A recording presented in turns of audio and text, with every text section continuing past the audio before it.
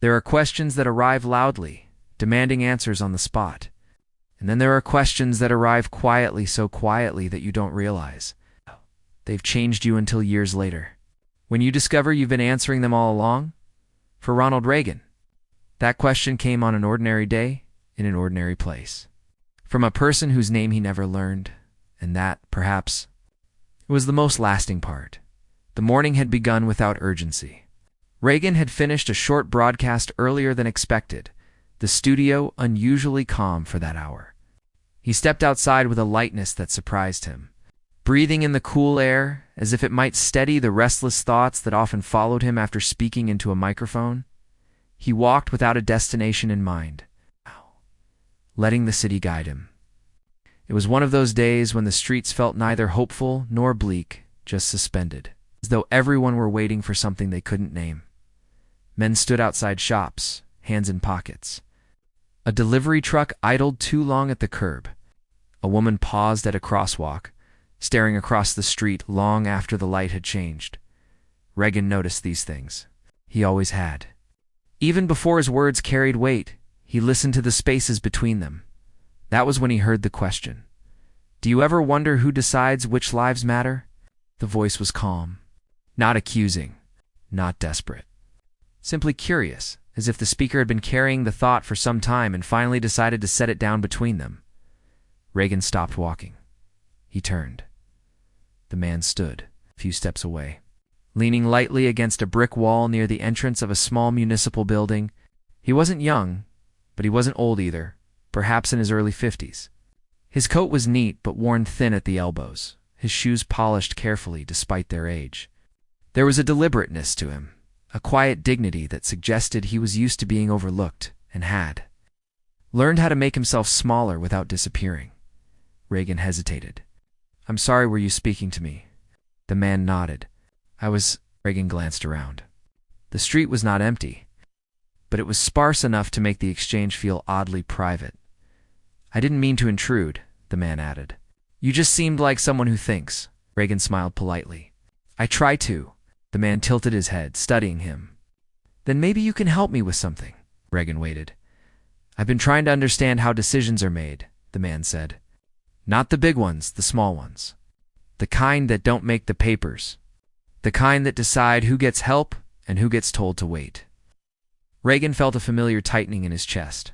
He had heard versions of this before. Questions about fairness, about systems, about responsibility. And what have you concluded? Reagan asked. The man smiled faintly. That the people making those decisions rarely meet the people affected by them. That's often true. The man's eyes sharpened not with anger, but with focus. So tell me something. When someone like me falls through the cracks, whose fault is that?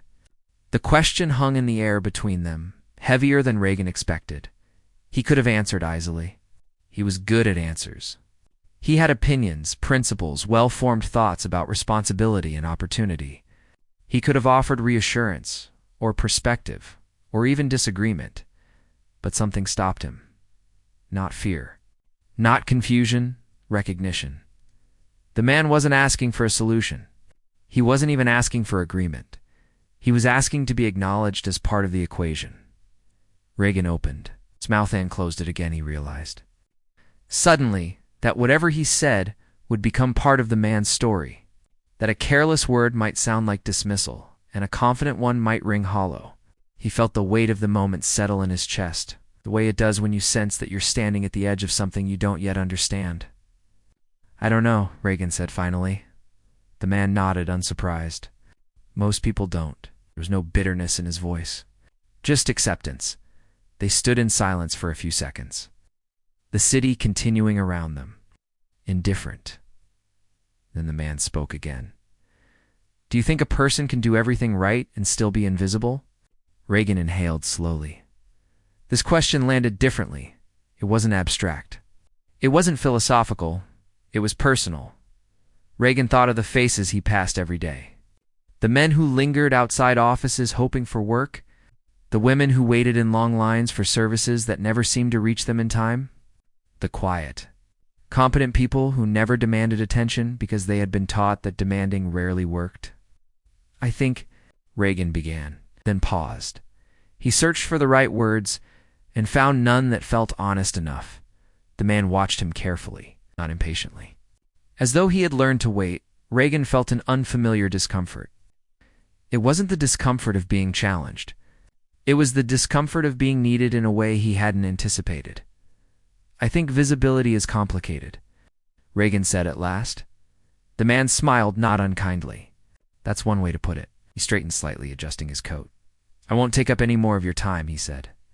"I just wanted to ask." Reagan frowned. "Ask what?" The man met his eyes. "When you see someone like me," he said, "what do you think your responsibility is?" The question landed softly, and then it stayed.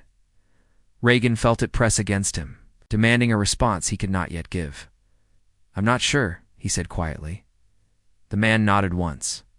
"Thank you for your honesty." He stepped away, then paused. "For what it's worth," he added, "most people answer too quickly." With that, he walked down the street. Blending back into the quiet movement of the city, Reagan remained where he was. He walked the rest of the afternoon with the question, echoing in his mind. "When you see someone like me, what do you think your responsibility is?" It followed him into the studio, where he read lines written by others, his voice steady and composed. It followed him home, where he sat alone at the small table in his room, staring at nothing in particular. He told himself the encounter had been insignificant, just a stranger, just a conversation, just another question without an answer. But the mind has a way of circling what matters. That night, as Reagan lay awake, he replayed the moment again and again. Not the words, but the pause. The space where an answer should have been. He had been asked something important, and he had said nothing that mattered. Days passed.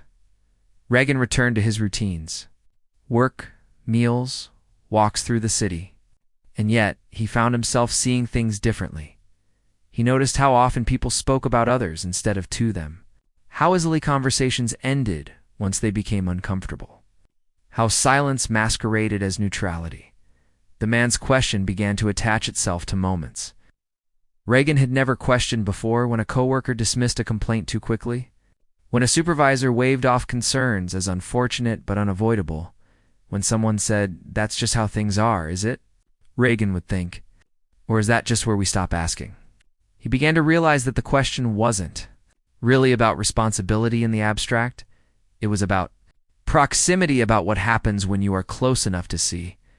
Someone clearly and still choose not to act. Weeks later, Reagan passed the same street where he had met the man. He slowed instinctively, scanning the sidewalk, half expecting to see him again. The brick wall stood unchanged. The municipal building's doors opened and closed as people came and went. The man was not there. Reagan felt a strange disappointment, followed by an unexpected relief. Part of him wanted another chance to answer better, to say something meaningful. Another part of him knew that the moment had passed, and that some questions were not meant to be answered immediately. They were meant to be carried. The question followed. Reagan's life unfolded, as opportunities expanded, as responsibilities grew, as his voice reached further. Whenever he faced a decision that could be delayed, deferred, or delegated, he felt it surface quietly. "What do you think your responsibility is?" Not loudly, not accusingly, just present. He never learned the man's name, he never saw him again. But that, questioned and answered in the moment, became one he spent the rest of his life responding to. Choice by choice, silence by silence, word by word, and though he did not yet understand it, that unanswered question was already shaping the man he would become. Ronald Reagan never saw the man again, at least. Not in the way people usually mean when they say that. He never crossed paths with him on the street, never recognized his face in a crowd, never heard his voice a second time. There were no follow-up conversations, no chance encounters, no moments of closure, but the question stayed. And over time, Reagan began to realize something unsettling. The question did not demand a single answer. It demanded a lifetime of them. In the weeks after that afternoon, Reagan tried to return to his routines with intention. He focused on his work, on improving his delivery, on finding steadiness in a world that often felt unbalanced. Yet he noticed a subtle shift in himself. He listened differently now, not just to words, but to hesitations. Not just to statements, but to what people avoided saying. The question surfaced most often in moments when it would have been easiest to remain detached. Once, during a staff discussion at the radio station, a junior technician raised a concern about unsafe equipment. The room grew uncomfortable. The supervisor waved it off, eager to move on. Reagan felt the familiar urge to stay quiet. It wasn't his department. It wasn't his responsibility. He had learned, like everyone else, how to survive by not stepping beyond invisible lines. Then the question appeared not as words, but as weight. What do you think your responsibility is? Maybe we should slow down for a moment, Reagan said, surprising even himself. Let him finish. The room stilled. The technician spoke. The issue was addressed. Nothing dramatic happened. And yet, Reagan felt something inside him settle. Not relief. Alignment. He began to understand that responsibility did not always look like action. Sometimes it looked like permission. The permission for someone else to be heard. As Reagan's career progressed, the question grew louder, not in volume, but in frequency. Every step forward seemed to place him in closer proximity to decisions that affected others. Hollywood arrived with its own version of invisibility. Actors, crew members, assistants, people whose names rarely appeared in credits, but whose labor made everything possible. Reagan watched how easily they were overlooked. He remembered the man by the brick wall. One afternoon, a production assistant confided in him about unfair treatment. Speaking quickly, nervously, as though expecting to be dismissed, Reagan listened without interruption. When the assistant finished, Reagan didn't offer advice. He didn't promise to fix anything. He simply said, "I hear you." The assistant's shoulders dropped, just slightly. Later that evening, Reagan realized something see-through but profound. The man by the wall hadn't been asking for answers. He had been asking for acknowledgement. That realization changed how Reagan carried himself. When Reagan entered politics, the question followed him into rooms where silence had consequences far greater than discomfort. Committees, hearings, policy discussions, places where efficiency often outweighed empathy. He learned quickly that silence could be strategic, that choosing not to speak could preserve alliances, protect momentum, avoid controversy. But he also learned that silence could erase people. During his early political years, Reagan received letters, hundreds of them. Most were filtered by staff. Some reached his desk. He began reading them late at night, when the day's noise had subsided. He read about layoffs, about denied benefits, about families waiting for answers that never came. Often, the letters didn't ask for miracles. They asked for recognition. Please read this. Please understand. Please don't forget me. Reagan couldn't respond to them all. He knew that. But he could no longer pretend that unanswered letters were meaningless. Each one felt connected to the question. There were moments when Reagan failed. Moments when he chose expedience over engagement. Moments when he stayed silent because speaking would have complicated things. Those moments haunted him more than the ones where he spoke and was criticized. Failure, he discovered, was easier to carry when it came from action than when it came from avoidance. Years later, reflecting privately, Reagan would acknowledge that the question shaped his understanding of leadership. More than any book or mentor ever had.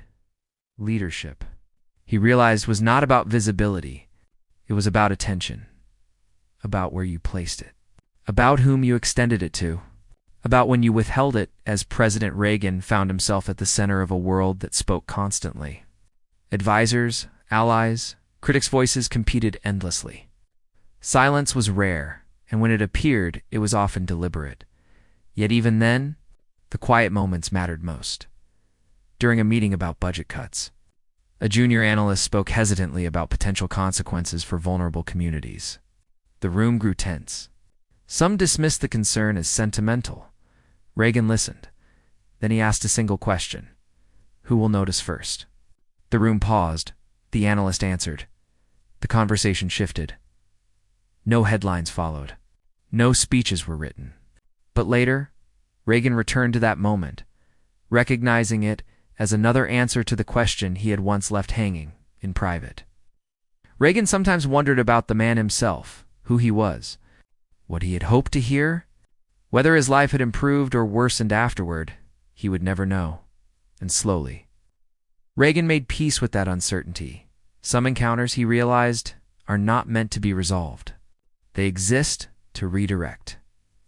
The man by the brick wall did not need Reagan's answer to change Reagan.